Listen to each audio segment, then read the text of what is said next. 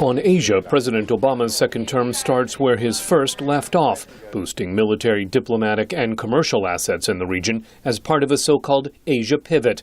Ahead of his first trip to Asia as Secretary of State, John Kerry compared U.S. goals for the region to those of North Korea. We want to see a peaceful community of nations trading with each other, working to improve the lives of their citizens, and that is in direct contrast to the North, which maintains gulags, has thousands of political prisoners, treats people in the most inhumane way, and now starves their people in order to build nuclear weapons.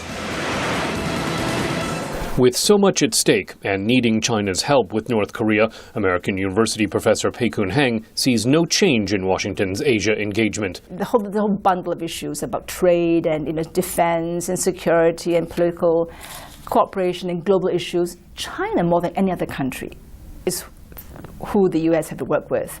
So I don't see the Americans taking off the eye off the ball, in the coming in the second Obama administration. Stepped-up Chinese military maneuvers are seen as a sign of Beijing's concern over U.S. forces shifting focus from Afghanistan and Iraq to Asia. Ruth Wedgwood is a professor of international law and diplomacy at Johns Hopkins University. China has this as its own ambition. It's not flexing because of the sense that we're preoccupied in the Middle East. But frankly, I don't think the U.S. yet has pushed back quite hard enough. You want to be delicate in how you do it with two superpowers. Wedgwood says it would be a mistake for the United States to allow Chinese forces to do as they please, especially in the ongoing maritime disputes in the South China Sea. But Christian Lemierre of the International Institute for Strategic Studies says China is leaving little room for dialogue. China's attitude toward the South China Sea is one of slowly continuing to develop its diplomatic, political, military might so that it can continue to dominate the South China Sea to a greater extent, avoiding conflict where possible, but certainly seeing this from a very emotional national sovereignty issue, which doesn't brook any possible discussion or negotiations.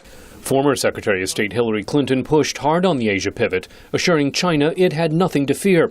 But Cato Institute analyst Justin Logan says Beijing is not convinced. There's been all this rhetoric that the pivot or rebalancing is not about China.